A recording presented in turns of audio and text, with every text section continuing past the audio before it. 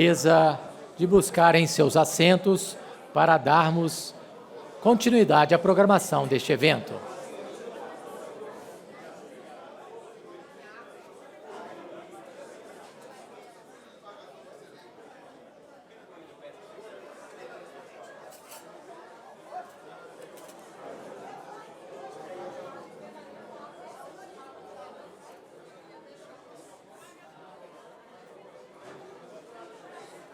Senhoras e senhores, solicitamos a gentileza de buscarem seus assentos para darmos continuidade à programação da manhã deste evento.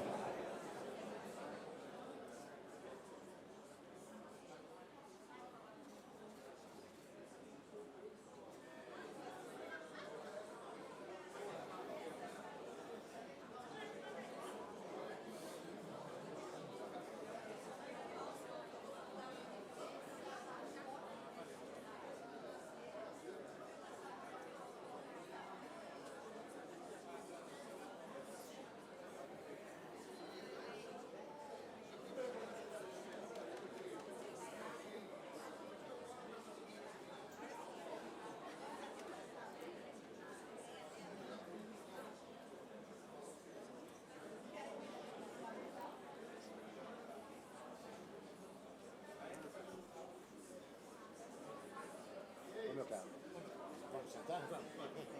Que bom. Eu que tenho a honra de apresentá-lo.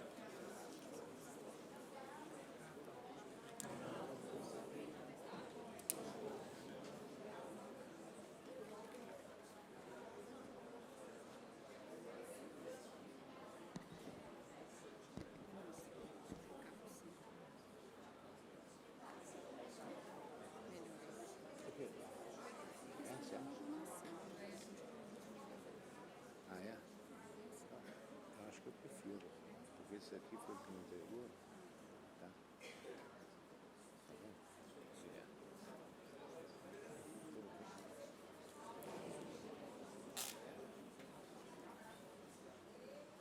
Senhoras e senhores, dando continuidade aos trabalhos para apresentar a conferência As aplicações éticas nas redes sociais para os membros do Poder Judiciário, compõe a mesa Sua Excelência, o senhor conselheiro do Conselho Nacional de Justiça, ministro Aloísio Correia da Veiga, e o professor da Universidade de São Paulo, doutor Eduardo Carlos Bianca Bittar.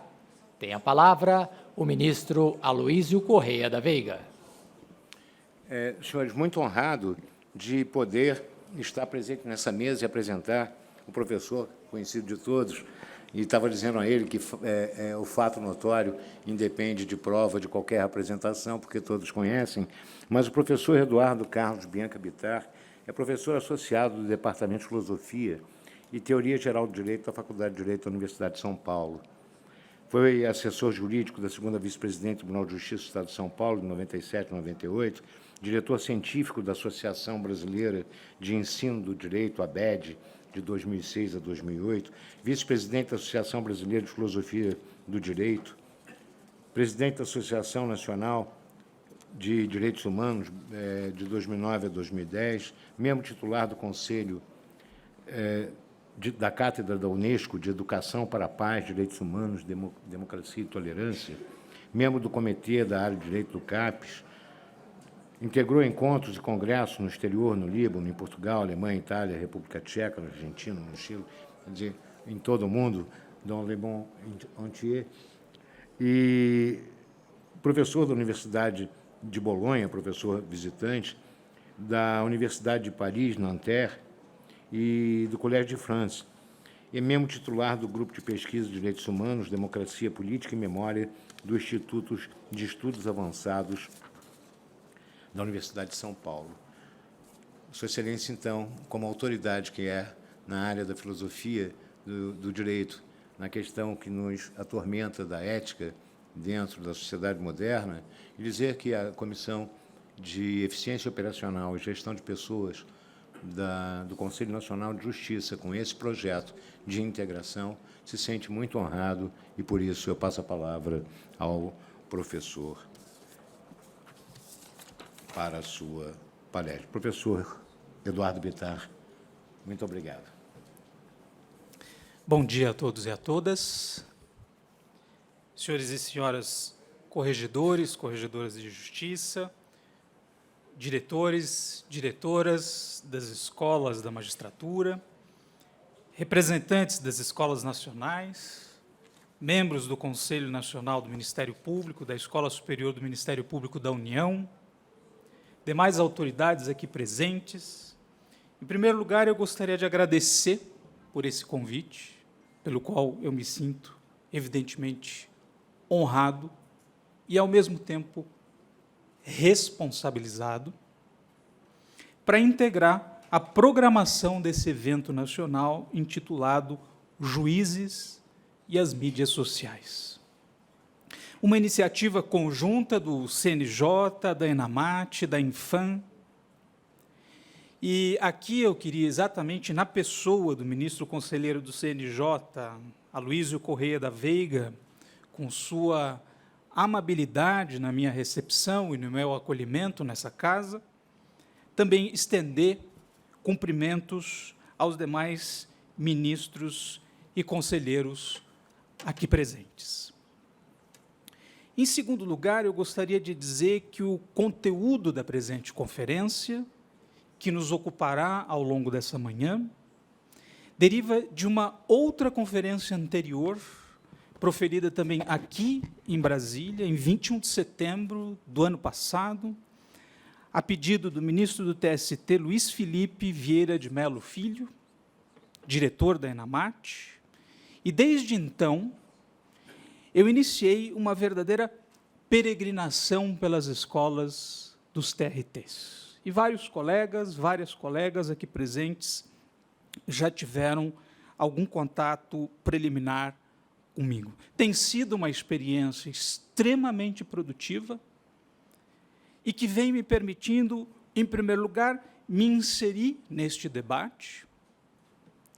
Em segundo lugar, aos poucos, aprofundar o teor da minha própria compreensão e leitura dessa matéria, inclusive a partir dos estímulos e discussões que eu venho encontrando no acolhimento dos auditórios com os juízes com os quais vim interagindo nos últimos tempos.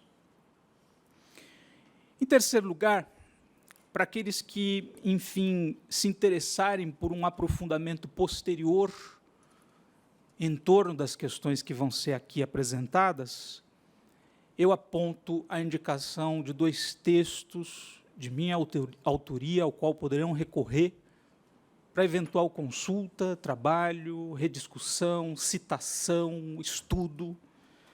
O primeiro deles é o curso de Ética Geral e Profissional, que, inclusive, eu acho que será aqui sorteado nessa manhã, aqueles que resistirem até o final dessa manhã. É um livro publicado pela editora Saraiva, está na sua 15ª edição, então quero dizer que esta questão da ética não é uma questão que me preocupa desde hoje ou desde o calor dos fatos. Ela me preocupa dentro de uma tarefa reflexiva, de uma trajetória dentro da qual eu me insiro.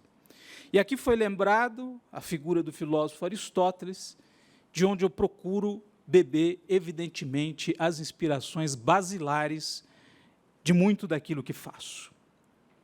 O segundo trabalho que menciono é o livro mais recente que eu publiquei, Introdução ao Estudo do Direito, Humanismo, Democracia e Justiça, também publicado pela editora Saraiva, no ano passado, que encontra também, enfim, fortes conexões com aquilo que faremos ao longo da experiência dessa manhã.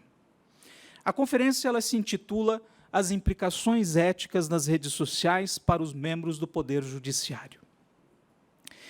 Pelo que vem pela apresentação, ela está dividida em 3 grandes blocos. O direito na era digital, para nós fazermos uma primeira aproximação. A ética na era digital, uma segunda aproximação. E aí aprofundarmos no bloco que chama a nossa atenção para os desafios daquilo que será a jornada desses 3 dias de trabalho aqui em Brasília, que os senhores e senhoras haverão de desenvolver. Contando com a paciência, a compreensão e a atenção de todos, nós devemos nos ocupar, através de uma leitura de aproximadamente 1h15, 1h20 minutos, e, com isso, fazer uma abordagem multidimensionada do nosso problema de estudo. Queremos olhar detidamente sobre isso, e as provocações nascidas dessa conferência devem alimentar o resto dos debates que serão feitos ao longo dessa jornada. A conferência traz substantivas contribuições para os propósitos mais práticos de produção de uma normativa e orientações para, enfim, a atualidade da ética do Poder Judiciário. Vamos ao primeiro tópico, o direito na era digital.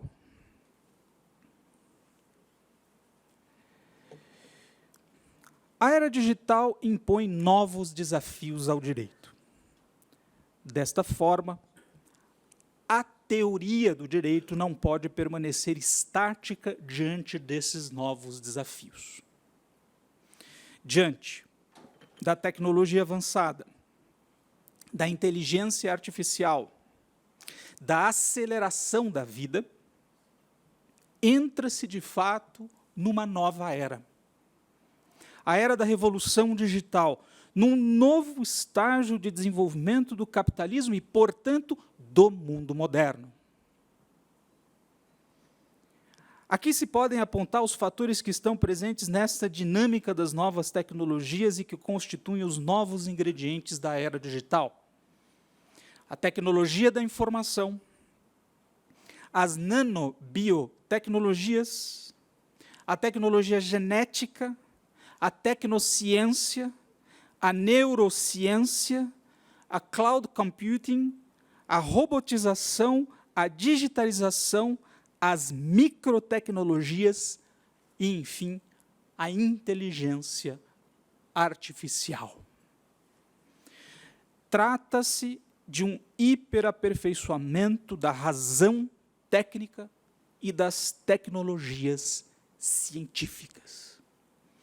Por isso, esses fatores aqui presentes não são tomados apenas como aspectos isolados do mundo contemporâneo, mas formam conglomerados de fatores que constituem uma nova dinâmica, uma nova etapa dos processos de modernização. O que se processa aqui é uma dessubstancialização da matéria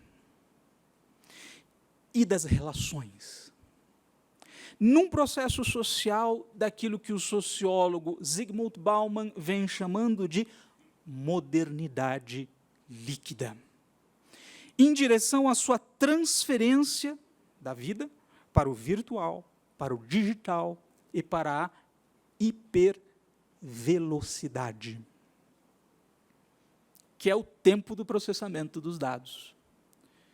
Assim é que Bauman afirma na obra intitulada Modernidade Líquida, cito, a presente versão liquefeita, fluida, dispersa, espalhada, desregulada, da modernidade pode não implicar o divórcio e ruptura final da comunicação, mas anuncia o advento do capitalismo leve e flutuante, grifo, marcado pelo desengajamento e enfraquecimento dos laços que prendem o capital ao trabalho.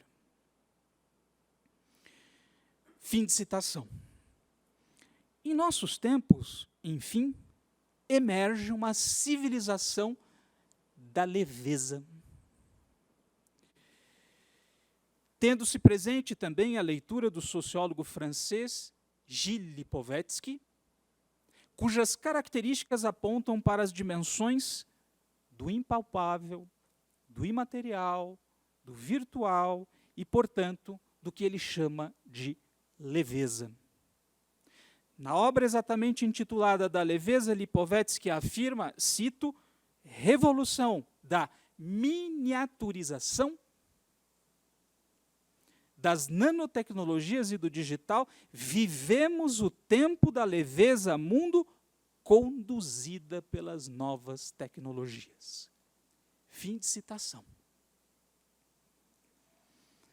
Aqui se pode também dizer, nas palavras de um outro importantíssimo autor nesse campo de estudos, o filósofo francês Alain Soupiot, que se está diante do império do numérico. Esse que instala a governança numérica e, perigosamente, destrona o império da lei. Esses diagnósticos sociológicos, todos eles contemporâneos e convergentes, são relevantes para uma apreensão mais profunda dos rumos e desrumos sociais dos processos de modernização. É assim que, atualmente, a realidade do ciberespaço, da forma como foi identificada em 1984 por William Gibson, é entre nós já uma realidade concreta.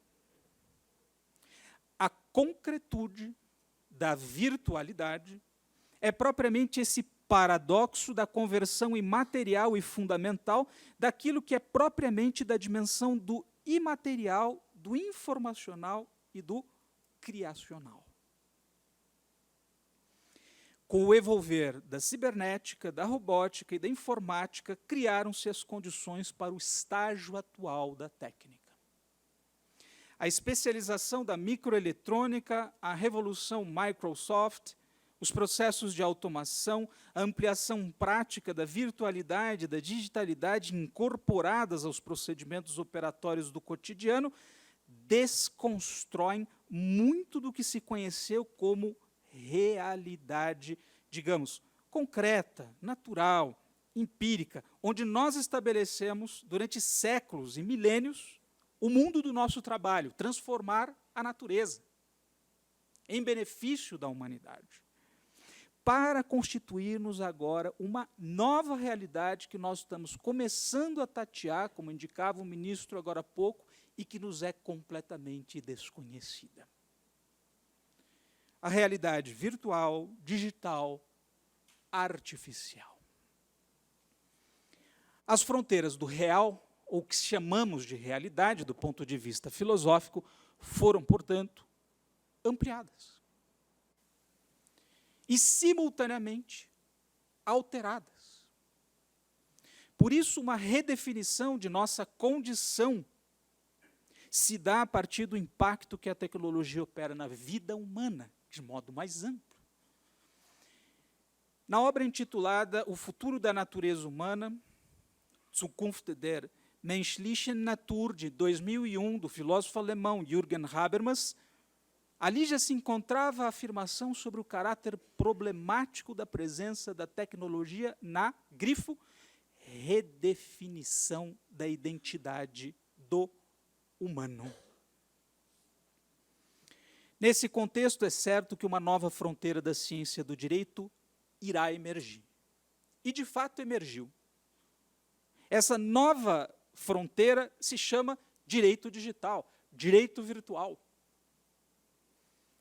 Mas esse é apenas um aspecto da relação entre direito e tecnologia que não morre no nível dessa especialidade. O outro aspecto é propriamente aquele que implica novos desafios e, com isso, o impacto das novas tecnologias que irá recambiar diversos rincões do direito. Do direito do trabalho, com o teletrabalho e outras formas digitais de trabalho, ao campo dos direitos da personalidade, a honra, a intimidade, a dignidade, a liberdade, todas colocadas num novo nível de rediscussão. Do direito internacional, com a quebra das fronteiras físicas entre os Estados, tudo flui através das comunicações instantâneas, ao direito comercial, que tem a sua nova versão contratual, quase que inteiramente digitalizada através do e-commerce. dos direitos humanos e da propagação de doutrinas que violam os direitos humanos ao direito penal, que cada vez mais é hoje um direito dos crimes em ambiente digital. Queremos, com isso, dar uma olhada ampla e contornar as diversas fronteiras do que nós conhecemos como ambiente do direito e que, de certa forma, nos deixava confortável até o dia de hoje. O que está acontecendo é exatamente a transformação dessas fronteiras. E o direito vem reagindo a isso. Com isso se percebe que a emergência do papel das redes sociais faz parte de um processo mais amplo de transferência da vida do mundo real para o mundo virtual. Essa reconfiguração dos processos de socialização implica na migração de dados e conteúdos, mas também das relações de poder. O jogo de poder hoje ele passa fundamentalmente pelos mecanismos das redes. Agora, o poder do século XXI ele é digital e obedece à lógica do algoritmo e do controle que ele estabelece sobre dados, conteúdos, relações e pessoas. É nesse contexto social mais amplo que as redes sociais refletem muito bem os paradoxos da vida contemporânea. E só poderiam ser fruto de uma sociedade individualista, hedonista, narcisista, e exatamente por isso oposta a todas as formas mais nobres de socialização. As redes sociais fundam um novo modo de interação, agora tecnomediado, líquido fluido, frágil e baseado no simulacro da distância vítrea das telas de computador, de gadgets, de smartphones. Por isso, as redes sociais são, num certo sentido, grifo, também redes antissociais. Esse é o primeiro tópico da nossa abordagem. Avançamos um pouco mais, direito, ideologia e cyberculture. Toda era produz suas próprias ideologias. As ideologias servem para justificar novos processos sociais e, por isso, tornam possível camuflar a emergência de novos poderes e novas formas de dominação. As ideologias são, assim, digamos, a face cultural na forma de um sistema de ideias, de processos sociais mais basilares e que se dão ao nível da economia e do trabalho, das interações sociais e do controle social. Não por outro motivo, nossa época é farta na apologia das novas tecnologias. É assim que se torna possível que os indivíduos se tornem apêndices de seus gadgets, enquanto enxergam apenas nesses os seus novos aliados. A tecnodependência deixou de ser algo lateral e a vida moderna impõe agora um uso irrestrito, imoderado, exaltado, tecnofílico, de todo o aparato técnico que suporta a integração das novas tecnologias e a expansão dos novos instrumentos técnicos. Afinal, por projeções, hoje já é possível antever que um robô poderá substituir um humano para ler um discurso em 2025. E aí, esse auditório terá o grande alívio de não precisar da minha presença expositiva aqui na frente. Escrever um trabalho escolar, projeções, 2026.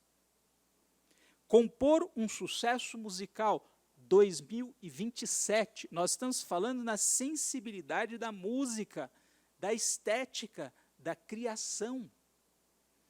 Atuar como vendedor de loja, 2030, substituindo todo um mercado de trabalho.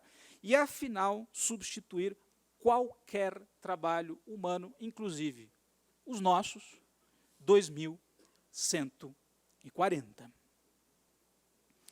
As previsões do crítico norte-americano Andrew King apontam para o fato de que nos próximos apenas 15 anos, as tecnologias digitais irão reconfigurar por completo os relacionamentos humanos.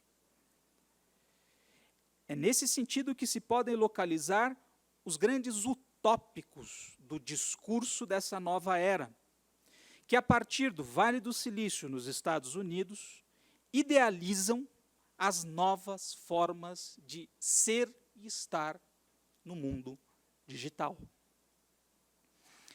Portanto, essa vociferação acerca das promessas das novas tecnologias tem, enfim, seus filósofos profetas, seus cientistas futuristas, internautas tecnofílicos extremamente ativos, usuários entusiastas. No entanto, aqui se deve enxergar apenas uma ideologia futurista que qualifica a chegada de uma nova revolução da indústria com um olhar estriônico e hiper exaltado. Assim, a era digital, vista como uma era cognitiva, se torna a era que produz novas ideologias e traz consigo enormes riscos de novas irracionalidades. Quero grifar esse ponto, pois esse é um ponto central das minhas preocupações. São estes riscos de novas irracionalidades que precisam ser o quê? Mapeados, identificados, descritos, dosados, regulados, quando exatamente o mero enaltecimento das novas tecnologias não permite senão o encobrimento das verdades ocultas atrás desses novos instrumentos.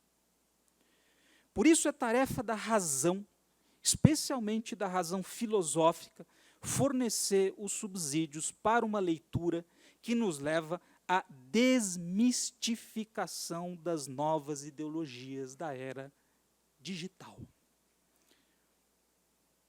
Por isso, pela trilha da reflexão filosófica, é possível apontar para a crítica das irracionalidades tecnológicas, principalmente considerando os riscos que não são do amanhã, 2030, 2040 ou 2050, mas aqueles que já nos visitam e cobram atitudes hoje. Aponto. 1. A sobrecarga informacional se tornou uma nova forma de desinformação e desorientação das pessoas.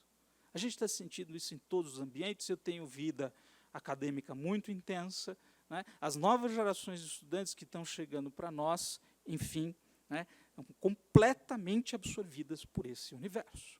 Não conseguem se concentrar numa leitura, não conseguem se deter numa informação, não conseguem valorizar ou discriminar ou diferenciar o que é uma boa notícia, por exemplo, do que é uma falsa notícia.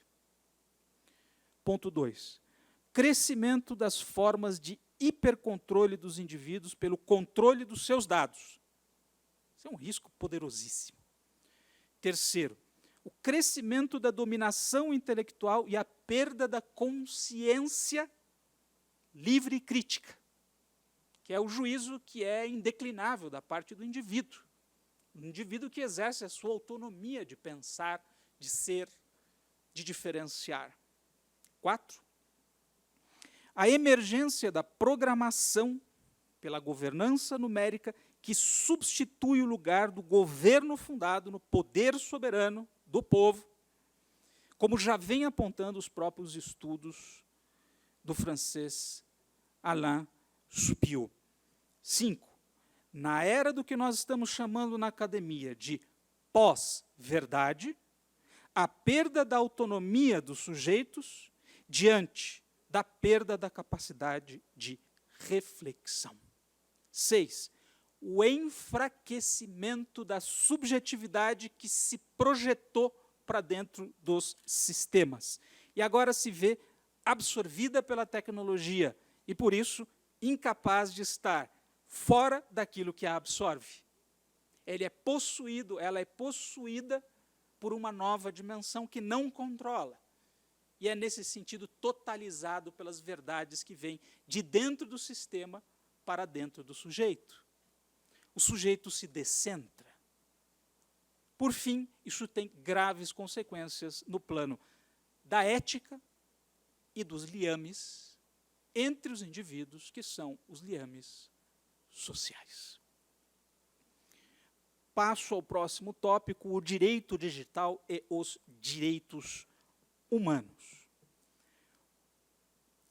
Por fim, tendo-se presente o que se disse até aqui, enquanto o aumento da presença da máquina desmancha, desordena e torna incerta a vida contemporânea e também as relações sociais, a forma do trabalho e as interações digitais, se nós comparamos o que vivemos com a era do que se pode chamar de modernidade pesada, né, a modernidade fabril, industrial, né, do trabalho corporal, físico, mecânico, né, que fica, né, nas imagens do século XIX, início do século XX, o direito tem a tarefa de regular os efeitos negativos desse processo, atuando hoje na perspectiva da preservação de direitos e deveres, especialmente tomada a situação delicadíssima dos direitos humanos no espaço cibernético. No Brasil, como em tantos outros países do mundo, começa a avultar uma legislação específica sobre as matérias digital e virtual, como vem apontando os mais de 11 textos legais já, enfim, editados entre nós. Cito: Lei do Processo Eletrônico, Lei da Pornografia Infantil na Internet, de 2008, Lei do Teletrabalho, de 2011, Lei da Digitalização, de 2012, Decreto do Comércio Eletrônico, 2013, o Marco Civil da Internet, 2014, e assim por diante.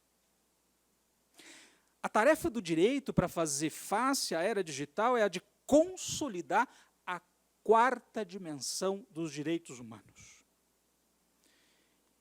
Que dimensão é essa? É aquela que corresponde à regulação da engenharia genética e sua intromissão sobre o corpo humano. Não só terminar de consolidar a quarta dimensão, como avançar no sentido de tornar ainda mais claro o surgimento da chamada quinta dimensão dos direitos humanos, à qual poucos acadêmicos estão, enfim, plenamente envolvidos nesse debate, mas nós já temos algumas vozes isoladas começando a apontar o nascimento dessa quinta dimensão. E que dimensão é essa?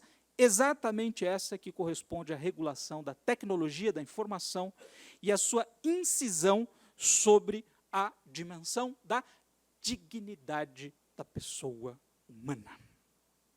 Este é um outro ponto central da minha preocupação e da minha trajetória acadêmica, das minhas reflexões, dos meus trabalhos.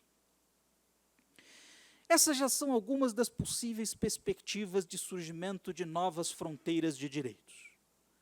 Mas esse é apenas o início de um mais longo processo, não há mais volta, considerando os desafios que ainda estão por vir, e, nesse sentido, a conscientização serve para que a ciência do direito, o poder judiciário, as carreiras profissionais, a teoria do direito, se envolvam nos enormes esforços no sentido da reinvenção de suas categorias para fazer face a esses desafios. Já avançamos, estamos no segundo grande grupo de preocupações: a ética na era digital. Eu falava do direito na era digital, falo agora da ética na era digital, ética, internet e redes sociais. A ética não se restringe a estar isolada ou confinada a qualquer tipo de ambiente em específico. Digamos, o social, o familiar, o profissional, o educacional. A ética está onde está o ser humano.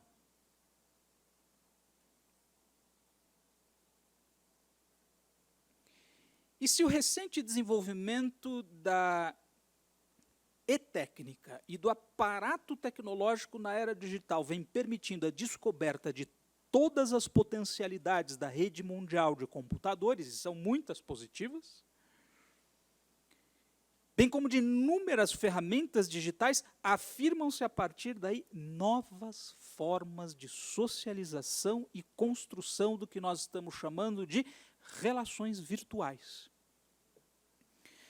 Redes sociais como o Facebook protagonizam isto.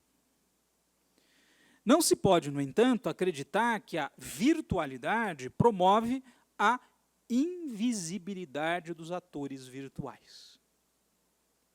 E que, aspas, esconde ações pelo fato de estarem sendo realizadas longe dos olhos dos outros.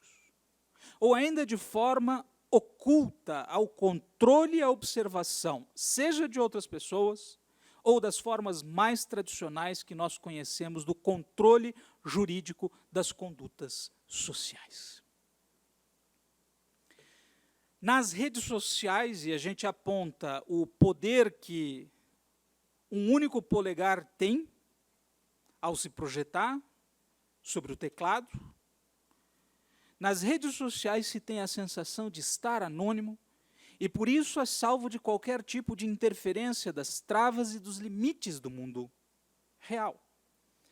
Por isso, através das redes sociais, indivíduos destilam o veneno ácido do escárnio, exprimem com toda a força os seus preconceitos, deslocam todo o seu ódio ao outro, dão vazão a visões radicais de mundo e praticam atos digitais que talvez não praticassem caso a interação fosse uma interação presencial. A interação pessoal constrange, a interação virtual libera. Então, nós vamos assistir todo tipo de fenômeno aparecendo através das redes sociais. O enorme erro do internauta é o de confundir privado e público. Quando usa as redes sociais, a fazer uso privado, na sua casa, no seu escritório, numa sala de jogos, das redes sociais, simultaneamente se participa da esfera pública digital. Você está no meio da praça pública com um megafone, divulgando uma ideia, discutindo um conceito, se expondo publicamente. Então, eu integro a esfera pública digital no simples fato de apertar um mero botão. Assim, todo comportamento social, agora digital ou não digital, deixa rastros, gera efeitos, gera, portanto, responsabilidades. Por condutas várias hoje disseminadas de forma viral na internet, inclusive propagadas no formato hashtag, vem se potencializando em muito violações e constrangimentos a diversos direitos. Aliás, como tudo em cultura de massa, a ideia de espalhar virais é antagônica à reflexão, à autonomia, à crítica, à prudência. A linguagem eletrônica, de certa forma, afetou a forma pela qual os processos de socialização se dão, de modo cada vez menos se estimula o raciocínio, a frase, a construção lógica, a independência intelectual e a capacidade de discernimento. Assim cria-se uma arena de vale-tudo em linguagem virtual.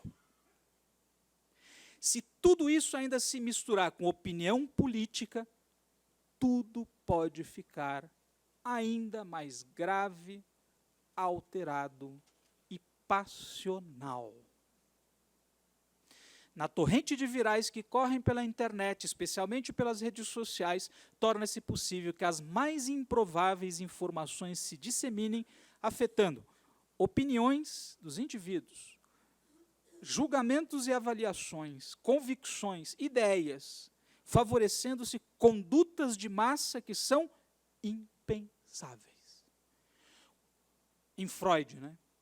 Há coisas que se fazem no coletivo que não se fazem se fosse uma conduta isolada.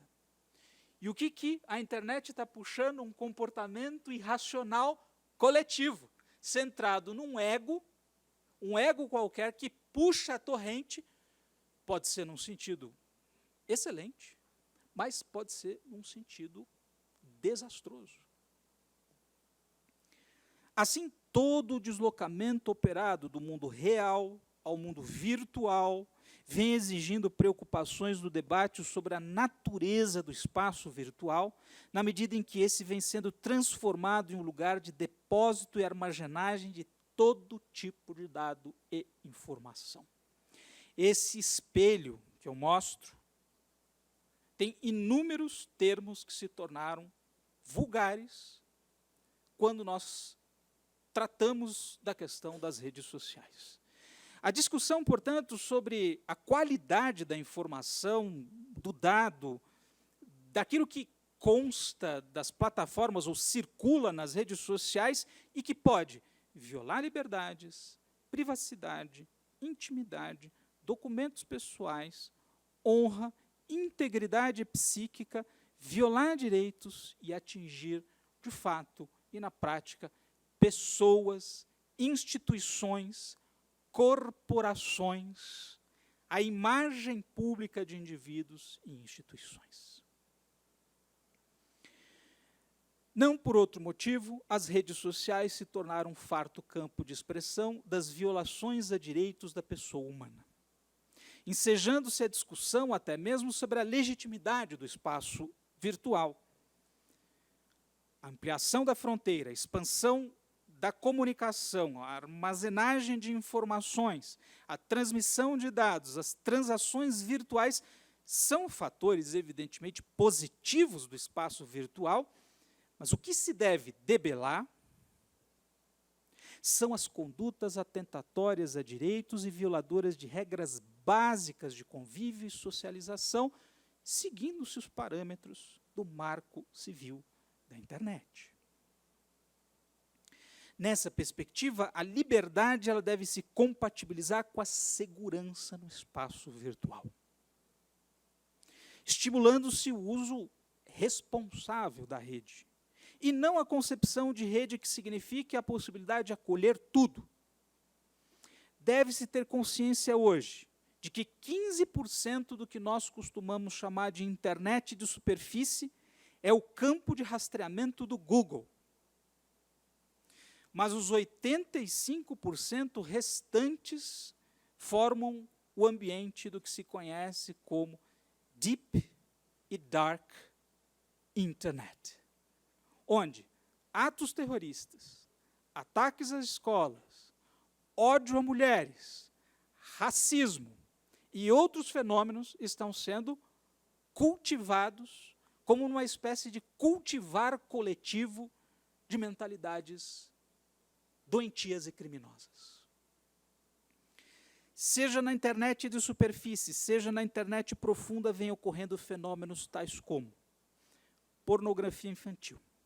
A grande operação da Polícia Federal, o país inteiro, põe a público o tamanho do problema.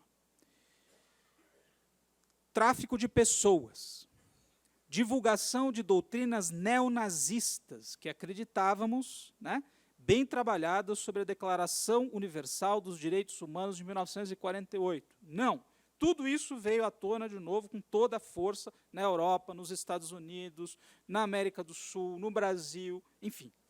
O racismo, a perseguição a minorias, a dispersão de ideologias destrutivas, a apologia à violência, a xenofobia, a pedofilia transfronteiriça, a criação de estereótipos sociais, o inimigo social é este.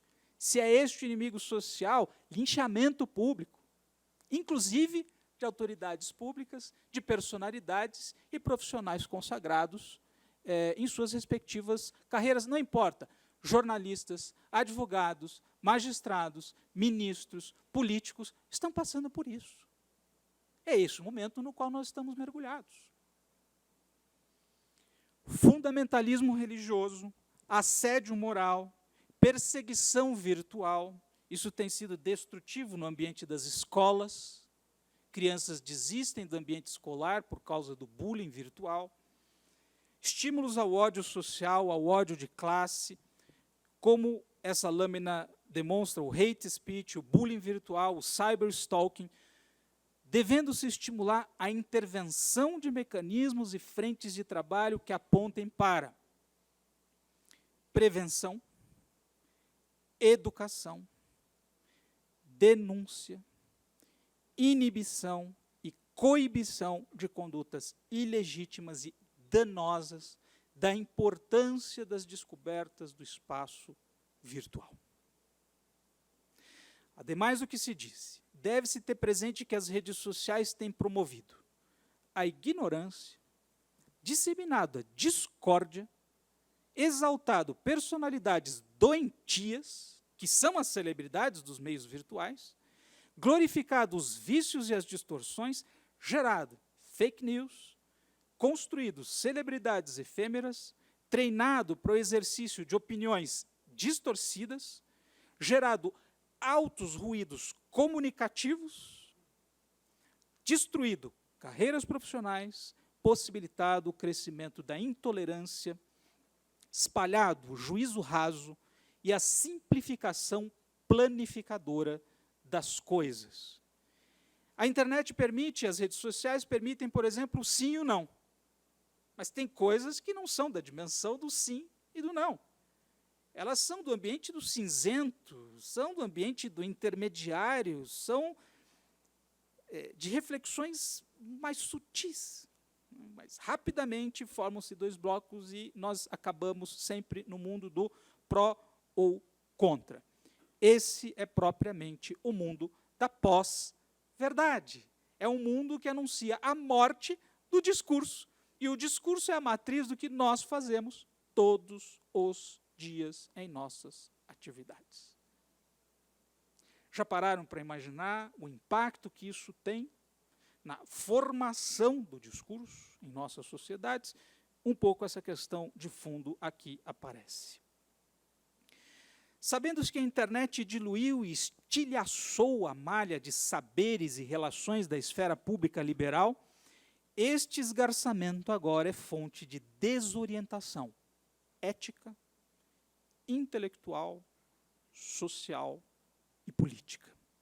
Não por outro motivo, na última entrevista dada a público, no início de 2018, o filósofo alemão Jürgen Habermas irá afirmar a esse respeito o seguinte, cito, é possível que com o tempo, afinal, aprendamos a lidar com as redes sociais de uma forma civilizada.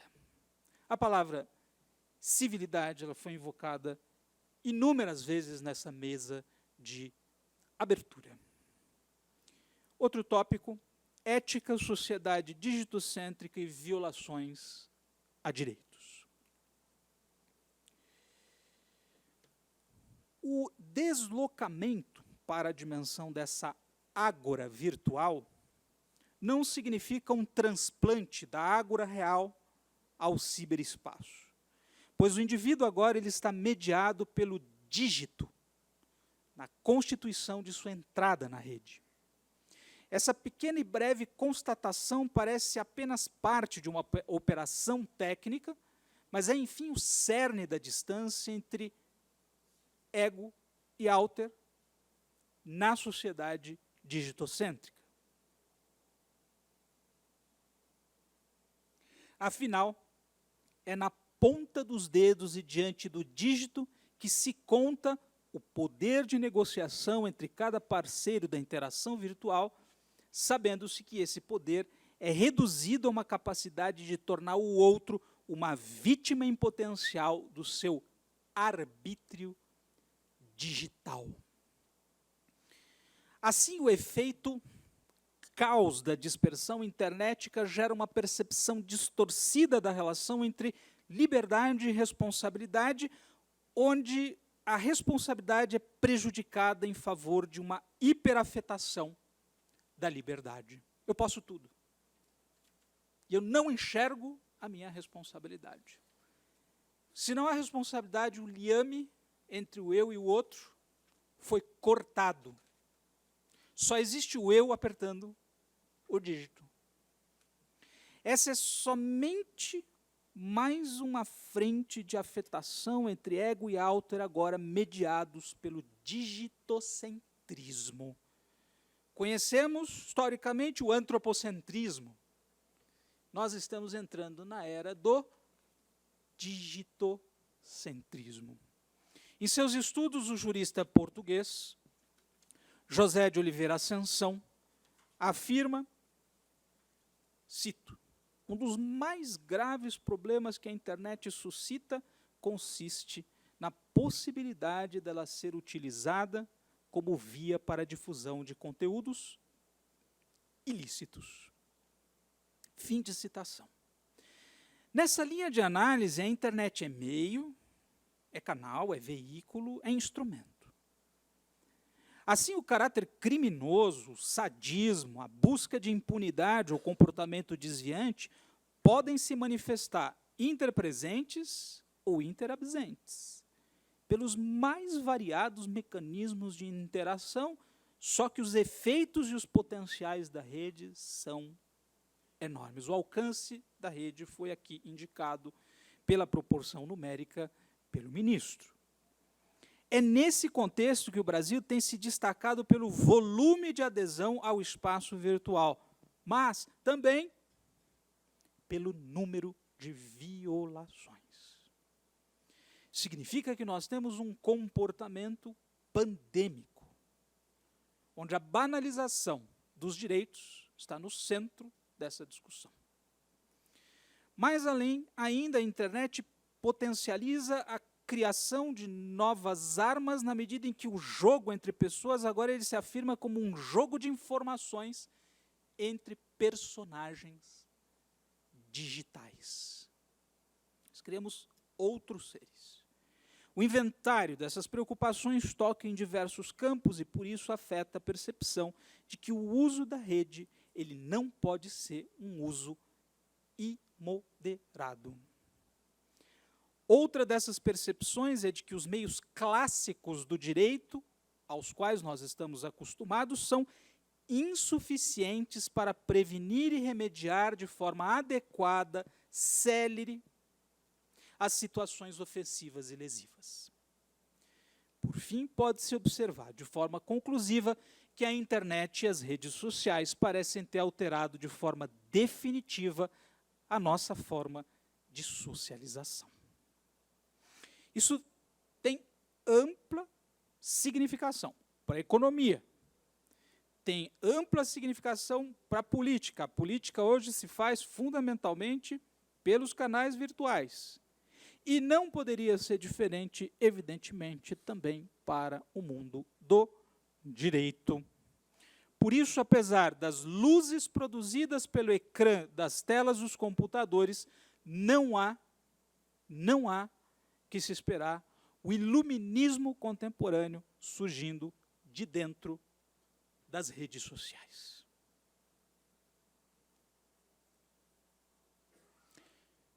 Por fim, o terceiro e último tópico, ética e magistratura na era digital.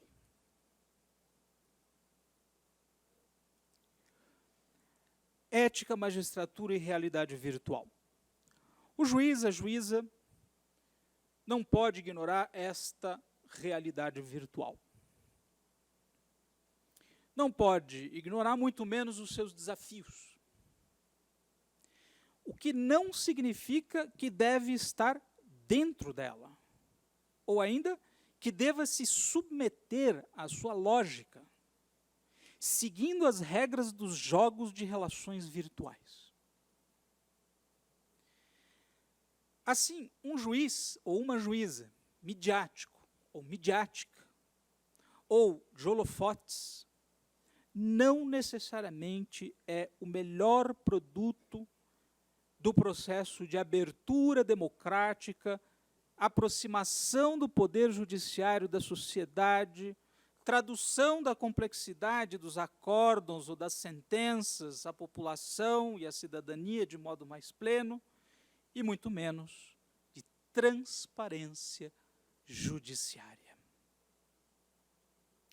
Mas aqui se está diante de uma questão de complexa tessitura. Isso porque envolve não somente o juiz, a juíza e seus atos digitais, como autor, portanto, de quem também se manifesta nesse meio. Isso envolve vários fatores e que têm que ser equacionados, equilibrados. Indico a liberdade de expressão como direito fundamental do juiz e da juíza. 2. Os limites determinados pela ética profissional do juiz e da juíza. 3. O compromisso do profissional do direito, de modo geral, com a justiça. E o que contemporaneamente esperamos enquanto exigência de valores no campo da justiça. 4. A imagem do poder judiciário. 5. O imaginário simbólico e social a respeito dos atributos da justiça.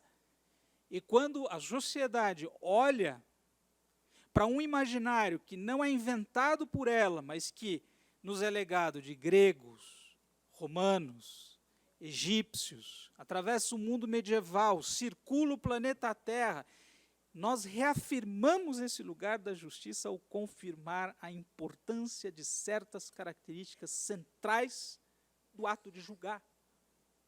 Equilíbrio, equidistância, prudência, sabedoria. A imagem clássica da justiça, ela vendada e, enfim, portando a balança, mas também simbolizando a força do agir racional prudente, não a força despótica de quem mata arbitrariamente, é a coação conduzida pela razão. Tem na razão um elemento central, e a razão aqui ela pede exatamente o discernimento e o equilíbrio. Olha a força desse imaginário, transmitido há milênios, entre as civilizações, os povos, as culturas. E é universal, não é ocidental, é universal. 6. A autoridade do Estado brasileiro. 7. O dever institucional de controle da conduta dos juízes. Então, apontei 7 elementos fundamentais a serem equacionados quando se entra no campo ou no capítulo da ética da magistratura e a relação com as redes sociais.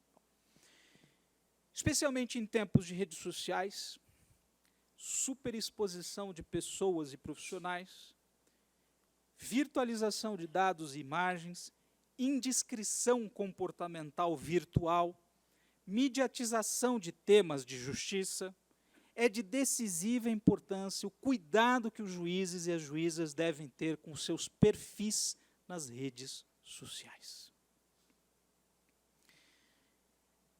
Nesse momento, não se pode esquecer que os juízes e as juízas devem se guiar em sua atuação não pelo falso e atraente brilho das telas dos computadores, mas pela nobreza dos princípios contidos no Código de Ética da Magistratura, que abraça no momento em que adentra a carreira.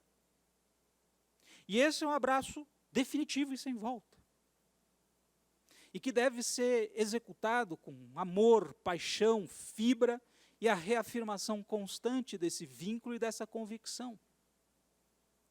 Quais são esses princípios? Independência, imparcialidade, conhecimento, capacitação, cortesia, transparência, segredo profissional, prudência, diligência, integridade profissional e pessoal, dignidade, honra e decoro. O brilho desses valores não pode ser ofuscado pelo brilho atraente das telas de computadores. O cuidado, portanto, ele impõe a atitude de reserva. Mas isso não se confunde com censura prévia, pois a liberdade de expressão ela não é um direito absoluto, assim como nenhum outro direito fundamental é absoluto no interior da Constituição Federal de 1988. Deve-se ter presente a importante tarefa social que o juiz, a juíza desempenha e, por consequência, a confiança, a credibilidade, a independência e a imparcialidade do próprio Poder Judiciário, do qual o juiz, a juíza, é expressão e ao qual se encontra institucionalmente vinculado. As razões para os juízes e as juízas serem cuidadosos e cuidadosas são várias. E, no mínimo, eu gostaria de apontar 16 razões. No mínimo, 16 razões. Juízes e juízas não devem fazer uso das redes sociais em horário de trabalho, pois isso pode dar a entender que deixam de cumprir funções jurisdicionais. 2. Juízes e juízas não devem postar e manifestar opiniões assodadas, que podem ser inimigas de mais detidas análises racionais. E muitas vezes a nossa opinião se forma 1 semana, 3 semanas, 4 semanas após determinados eventos acontecerem. 3. Juízes e juízas podem, por suas manifestações em redes sociais, ferir direitos fundamentais, tais como honra, imagem, liberdade, dignidade, privacidade de outras pessoas, servidores, membros do Poder Judiciário ou simplesmente cidadãos. Juízes e juízas podem se valer de sua liberdade de expressão, o que não autoriza, por exemplo, o racismo, a homofobia, a misoginia, o antissemitismo, a intolerância religiosa, entre outras modalidades de manifestação do ódio e do preconceito, e isso por força dos artigos 3º e 6º do provimento 71 de 2018 da Corregedoria de Justiça do Conselho Nacional de Justiça, que é explícito nesse capítulo. 5. Juízes e juízas não podem se associar publicamente a atividades político-partidárias, especialmente considerando o cenário de divisão, né, das opiniões da população brasileira, de extremos que nós estamos vivendo, e não é Brasil, é mundo. Essa polarização está acontecendo em várias partes, em vários capítulos, inclusive das relações internacionais, e muito menos se ligarem à imagem pública de candidatos ou exercentes de cargos do Poder Executivo, isso por força do inciso 3º, parágrafo único, do 95 da Constituição Federal de 88, segundo o qual aos juízes é vedado, inciso 3º, dedicar-se à atividade político-partidária. Ideia essa reafirmada e confirmada e detalhada no artigo 2º do provimento 71/2018, aqui já citado. 6. Juízes e juízas podem difundir sem querer, erroneamente, basta apertar o botão errado, ou colaborar para a disseminação de falsas notícias. Juízes e juízas podem se tornar impedidos ou suspeitos para atuar em determinados processos, a depender de suas postagens e posturas. Juízes e juízas não podem seguir marcas ou produtos de empresas, pois associam sua imagem pública a imagens comerciais.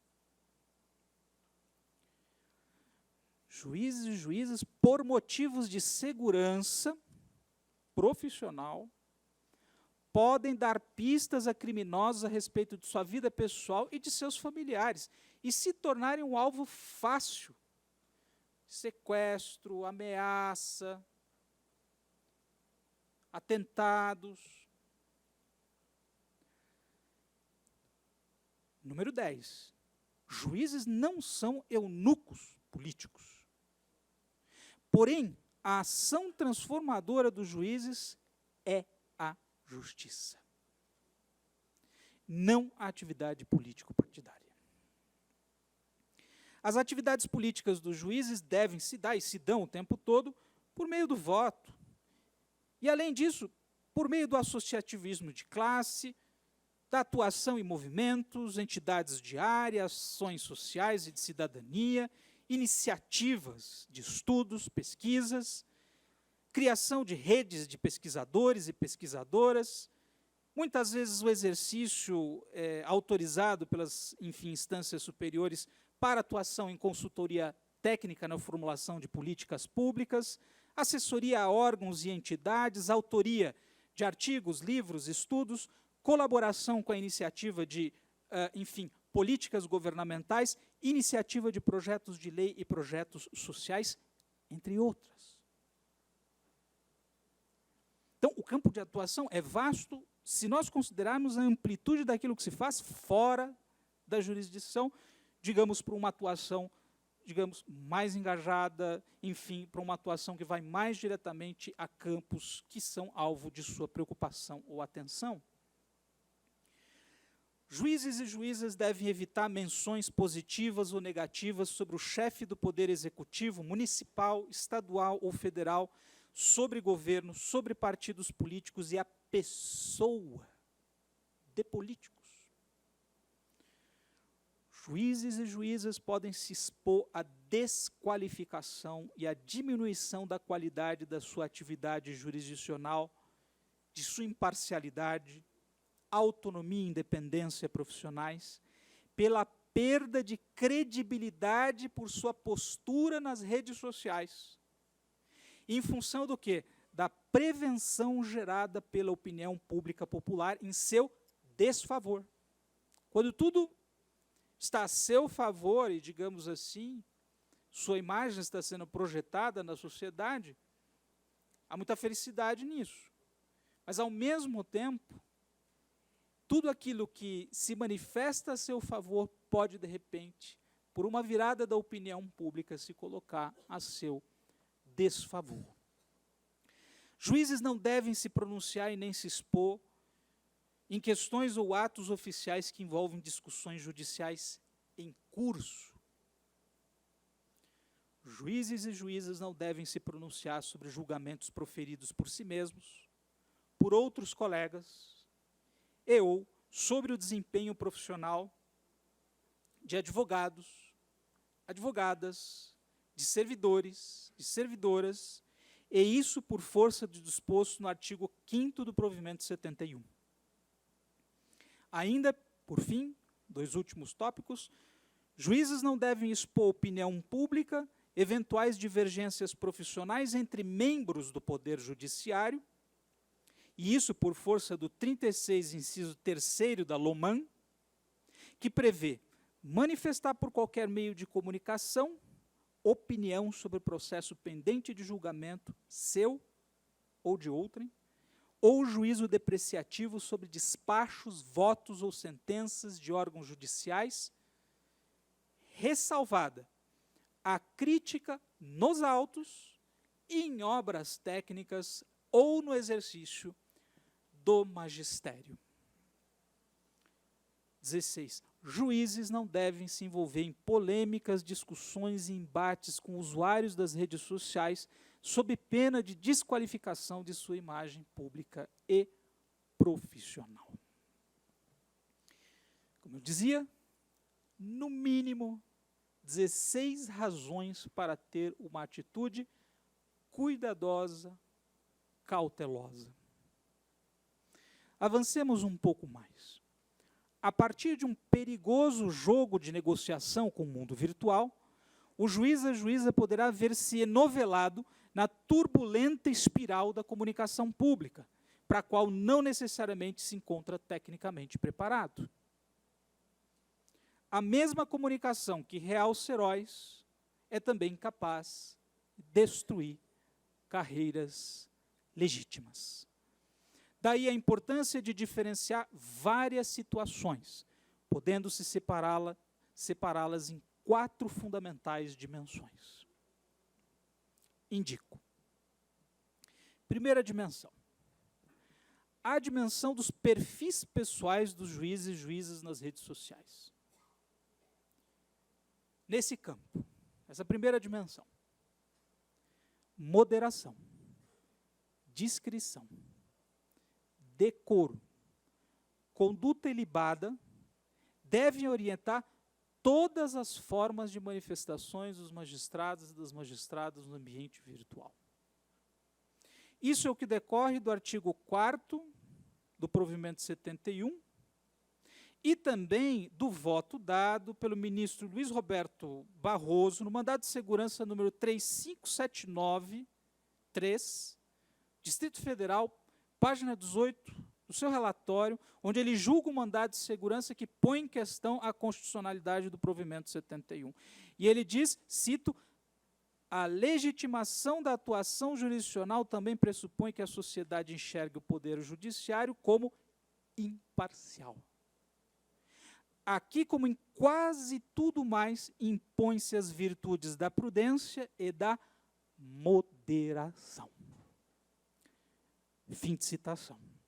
Essa é a primeira dimensão de preocupações, digamos, dos perfis pessoais dos juízes nas redes sociais. Uma segunda dimensão que nós poderíamos indicar, a dimensão da doutrina e da ciência do direito. Não há doutrina do direito sem debate, sem dialética, sem opinião, sem discussão e sem divergência.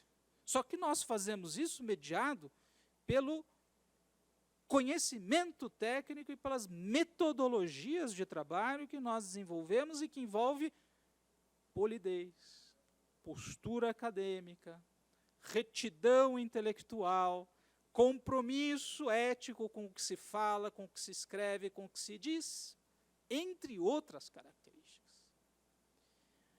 O que significa dizer, a dimensão da doutrina e da ciência do direito estão autorizadas as publicações científicas dos juízes e das juízas em blogs, em sites, no Twitter, com conteúdos de doutrina, estudos, pareceres, republicação de acórdãos, atos normativos, julgados, documentos institucionais, teorias desenvolvidas pelos magistrados a partir da arte prudencial de decidir, comentários à legislação, artigos de opinião, jurisprudência comentada.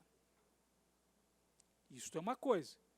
Eu diria que aqui está amplo o caminho do exercício da opinião fundada, do raciocínio científico, da fundamentação teórica, filosófica e doutrinária das posturas no campo do direito. Terceira dimensão, que nós temos que tirar desse bloco enovelado de coisas, né, e começar a enxergar as coisas com mais clareza, de modo afunilado. Eu dizia, perfil dos juízes é uma coisa, envolve certas cautelas. Doutrina e ciência, outro perfil de liberdade. Terceiro campo, ou terceira dimensão, onde a gente começa a desenovelar, digamos assim, esse campo embaralhado da comunicação pública do judiciário com a sociedade. Estão autorizadas no campo da representação de classe, as entidades de classe dos magistrados proferir manifestações reativas, proativas, militantes, parciais, engajadas em torno de causas, fatos, situações, manifestando-se enquanto instituições, na representação e na defesa de direitos, interesses de classe, bem como em torno de causas de interesse público e na defesa do Estado democrático de direito, quando e onde ele estiver ameaçado por atos dos próprios poderes do Estado ou da sociedade.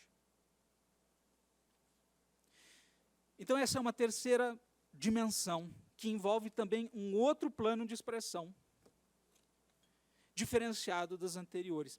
Quarta dimensão, continuando a destrinchar esse campo complexo. A dimensão da comunicação com a imprensa, que nos visita, que nos pergunta e que quer saber as coisas e que quer informar e traduzir a informação para a sociedade. A comunicação e a transparência institucionais devem ser exercidas por profissionais da área da comunicação social ou por porta-vozes do tribunal, da corte ou do juízo perante a imprensa, especialmente em fortes casos de repercussão pública, devendo-se os mesmos se responsabilizarem, sob a orientação dos magistrados, pela tarefa de exercerem a difícil arte de traduzir a nossa linguagem jurídica, a linguagem jornalística que populariza o acesso ao conhecimento daquilo que se está discutindo ou decidindo. Com isso, evitando-se a exposição da figura do juiz, da juíza. Todas as instâncias, todos os níveis do Poder Judiciário deveriam organizar a comunicação social com os meios de informação por um apoio técnico através de profissionais qualificados num quadro permanente que atua e se desloca em favor dos diversos casos e situações. Avançando mais um pouco, enxergadas essas, enfim, fundamentais 4 dimensões, eu ainda queria dizer, do ponto de vista ético, juízes e juízas devem manter postura de reserva, cuidado, distância, crítica perante as redes sociais. É melhor que se distancie das redes sociais para se tornarem observadores, mais do que serem simplesmente atuantes. E isso porque na internet pessoa e profissional não se separam. Aliás, isso já constatou o ministro Luiz Roberto Barroso no julgamento do citado mandado de segurança, cito, magistrados não se despem da autoridade do cargo que ocupam, ainda que longe do exercício da sua função. O cidadão, a cidadã, não vai saber diferenciar o que o desembargador, o que o juiz, o que o magistrado disse na rede e o seu papel como julgador. Não vai saber. Então, juiz tal, desembargador tal, afirma que...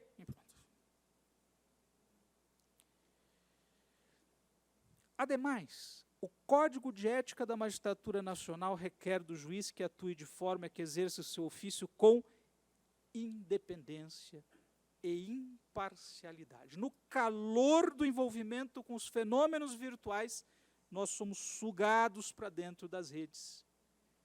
E a nossa independência, aos poucos, ela começa a ser prejudicada tanto quanto a nossa imparcialidade.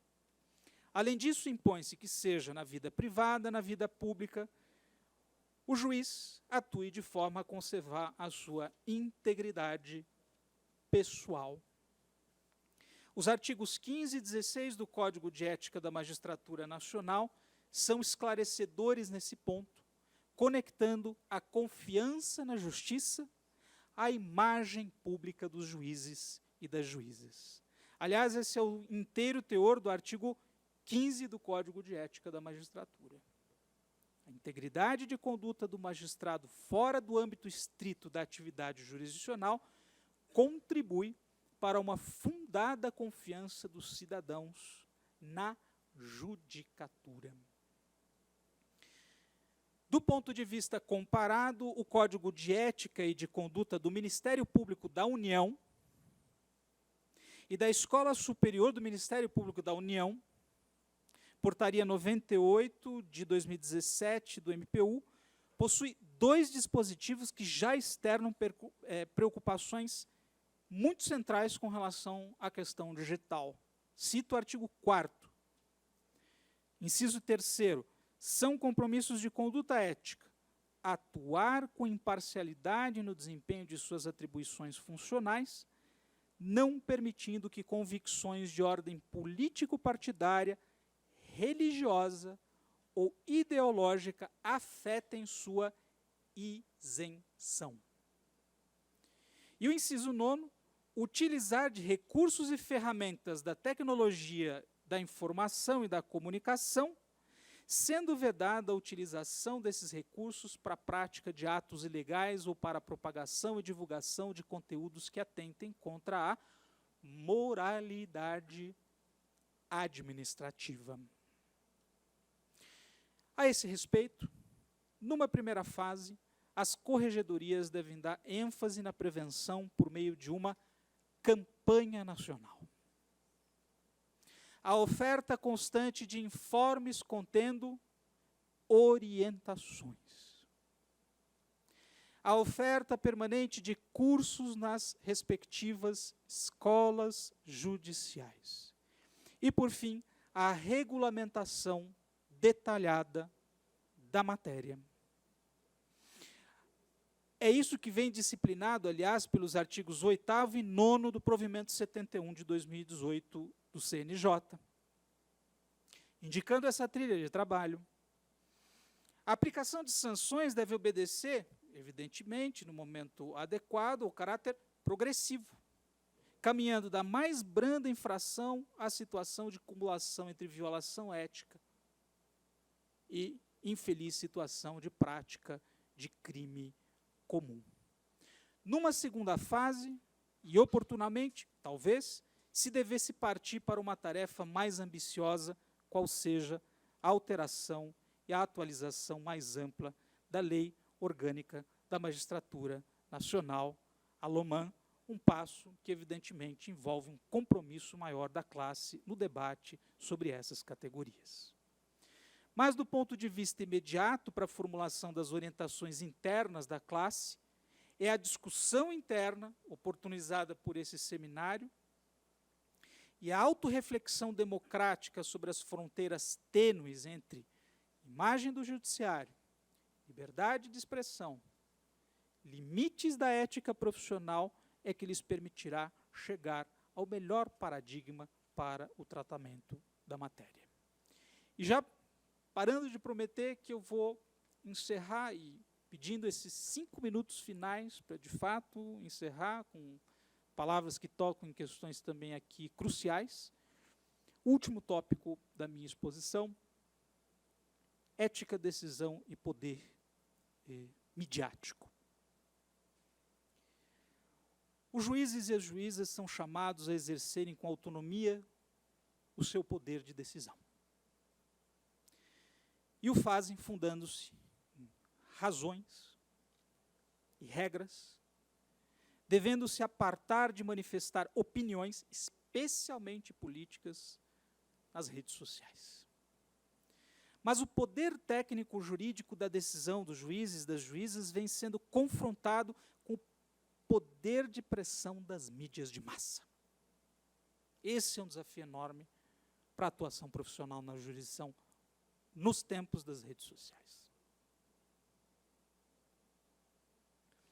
O poder das mídias de massa tem a ver com o poder de irradiação, capilaridade, exercendo-se na base da imediatidade e da prontidão da informação que se espalha. O poder dissuasório das mídias de massa ele se realiza pela multiplicidade de suas linguagens. Se valem da imagem, do som, da palavra oral, da palavra escrita, para gerar um convencimento que nós, profissionais do direito, infelizmente, nós não conseguimos gerar. Através da sisuda atuação dos nossos canais de proferimento de atos administrativos, atos judiciais e assim por diante. Atos oficiais de Estado.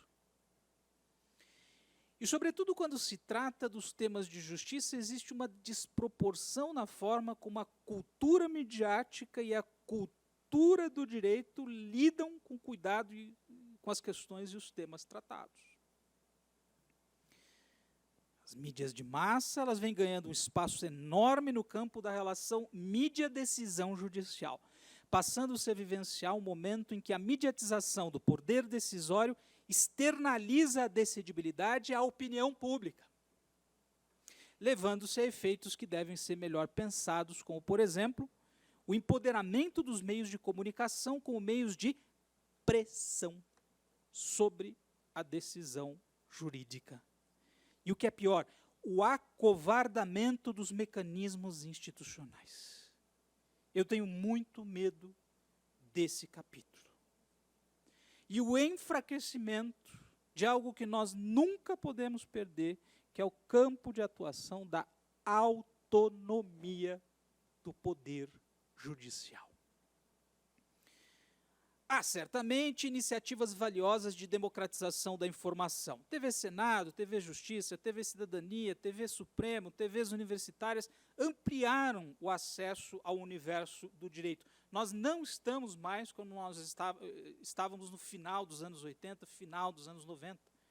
Houve muito progresso nessa agenda de tornar o direito acessível à população, fidelizando, tá certo, a opinião pública a programas de elevadíssimo nível e qualidade que expõem iniciativas maravilhosas de acesso à justiça e tarefas outras nesse campo. Mas deve-se lamentar o maior número de vezes em que a mídia se pronuncia sobre temas de justiça, pois tende a querer exercer o seu poder comunicativo na base de um poder de acesso à realidade, às provas, e, portanto, a uma única verdade categórica, aquela que foi descoberta pelos meios. Aqui, mais do que simplesmente um contrapoder a outros poderes sociais, a mídia acaba exercendo um papel em que confere a ilusão aos cidadãos de que alcançaram toda a verdade diretamente como um retrato da pura realidade. Afinal, vitriamente, as provas têm sido exibidas no Jornal das 8. Se a prova aparece na tela, eu tenho quase que um debate processual acontecendo nas telas hoje para acesso amplo dos cidadãos. Nesse ponto, a distorção está em dar a entender que é possível uma justiça feita e interpretada diretamente pela mídia. Essa é a distorção. Aliás, conforme afirma o filósofo, antropólogo e sociólogo francês, que, aliás, é o secretário-geral do Instituto de Altos Estudos da Justiça em Paris, meu querido amigo e companheiro de trabalho, Antoine Garrapon, seu clássico O Bem Julgar, ensaio sobre o ritual judicial, com toda a sabedoria afirma, cito aspas, quando a imprensa se debruça sobre um processo, não se limita a explicar o trabalho da justiça ou denunciar o seu mau funcionamento. Alimenta o desejo de se substituir ao juiz e julgar no seu lugar perante uma plateia de milhares de indivíduos. A mediação, portanto, da mídia em casos de justiça intersecciona o caminho em direção à decisão. E aí é que está o problema. Por isso, se um caso recebe tratamento midiático, e não são todos, deverá exigir o grifo redobrado cuidado do profissional de justiça, em face de alguns riscos adicionais que passam a se somar ao ritual de produção de justiça, que já é complexo. Quais são?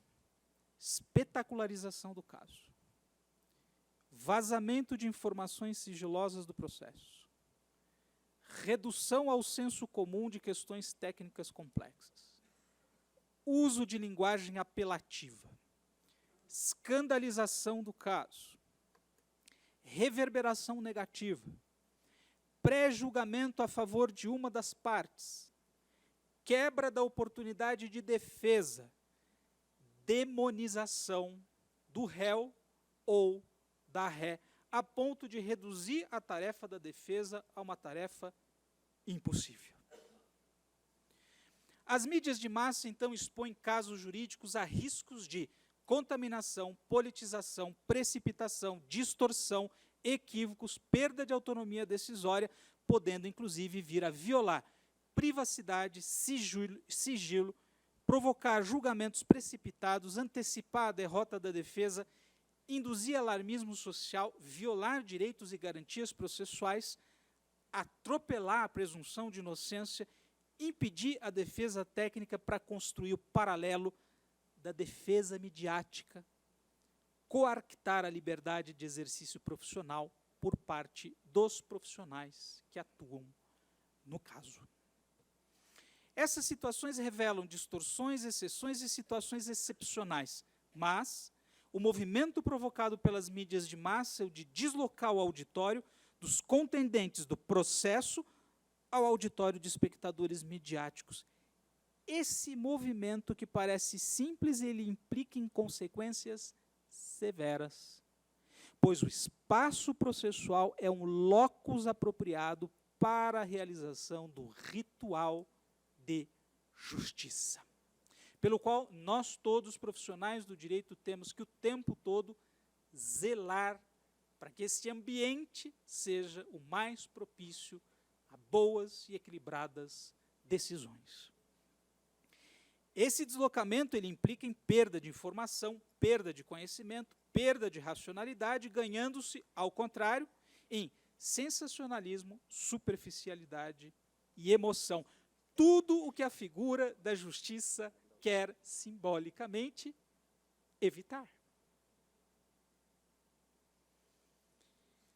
A maior cautela nesse sentido aponta para a tarefa do profissional do judiciário evitar a patologia da situação em que se chega ao ponto em que a mídia determina o que o poder judiciário tem que concluir em determinada decisão. Quando, então, se clareia, evidentemente, a perda da autonomia do poder judiciário, refém da opinião pública. Não se trata de fechar os olhos ao fenômeno, não se trata de encerrar, encriptar o poder judiciário, que não é saudável, mas se trata de acautelar os modos e os métodos, considerando-se a autonomia judiciária, as peculiaridades do ritual de justiça, pois este envolve direitos e deveres processuais que não podem ser simplesmente guilhotinados diante do poder midiático. Há inúmeros casos em temas de política, de justiça e de cidadania que envolvem direitos e deveres em que se tropeça nas chamadas irracionalidades midiáticas. Sendo o caso da escola de base, todos bem se recordam desse caso, que é clássico na relação mídia-decisão judicial, um notório equívoco da história contemporânea na mídia que levou a um linchamento midiático dos envolvidos que posteriormente foram absolvidos pelo Poder Judiciário. Mas até aí as consequências já haviam sido devastadoras para a esfera da pessoa jurídica, a escola, da pessoa física, os envolvidos nas acusações. Por isso, é importante a teoria da decisão jurídica ter presente que o surgimento de alguns fenômenos recentes, que eu gostaria de listar, tem provocado inúmeras consequências. Cito: heroísmo judicial, populismo judiciário, demonização da defesa criminal, revogação prática do princípio da presunção da inocência, apresentação pública de provas prematuras, isoladas e descontextualizadas. Tudo isso, evidentemente, produz distorções. As consequências vão se projetar sobre as partes, sobre os profissionais do direito, sobre a imagem das instituições envolvidas, mas também sobre a qualidade da justiça que se oferece aos jurisdicionados. A independência da justiça deve significar que a decisão judicial não pode perder de vista e nem abandonar preocupações com institucionalidade, legalidade, proporcionalidade, ponderação, correção, independência, autonomia, fundada persuasão racional. Assim, o tema da correlação entre o processo de produção de decisões jurídicas, o exercício do raciocínio jurídico, a democracia, a esfera pública midiática e o poder de pressão da mídia, traz para o profissional do judiciário um novo redimensionamento da forma como a decisão judicial é produzida na era digital. De saída, cito Chaim Perelman, no texto clássico intitulado Ética e Direito, onde ele afirma o seguinte: o juiz, a juíza, não é um autômato, não é uma autômata. Concede-se-lhe um poder de apreciação, condição de seu poder de decisão. A qualidade que se exige dele é ter discernimento, ou seja, ser capaz de apreciar diferentes aspectos de um problema, pesar prós, contras.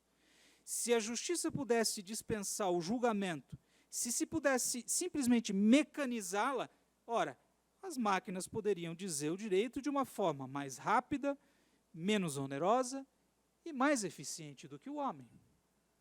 Mas as máquinas não têm discernimento. Se não sendo por isso que, em todas as situações delicadas, o recurso ao juiz, o recurso à juíza, é, como sempre será, indispensável. Pela atenção dos senhores e das senhoras, muito obrigado.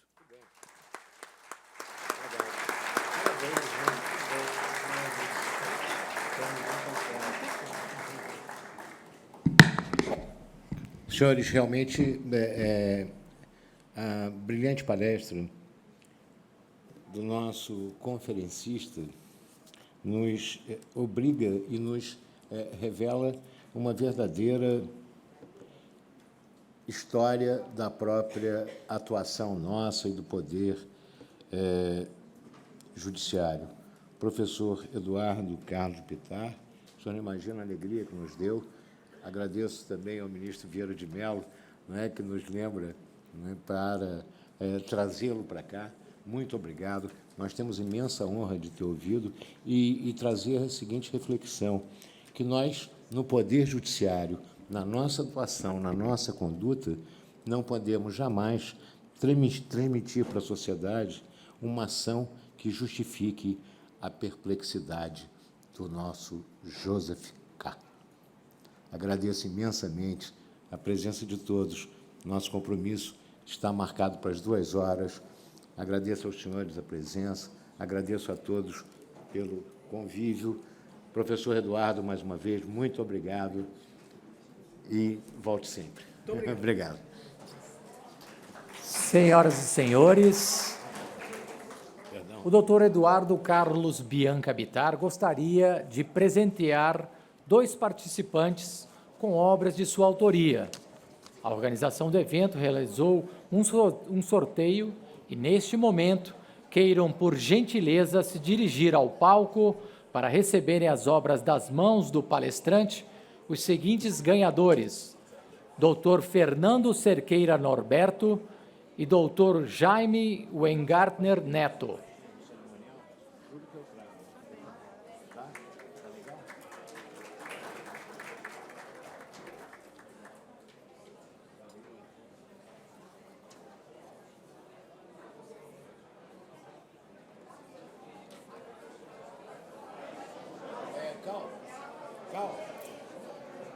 Calma.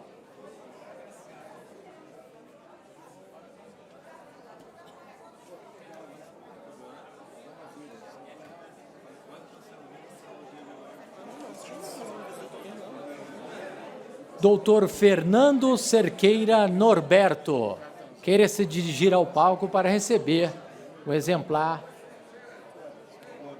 do doutor Eduardo Carlos Bianca Bittar.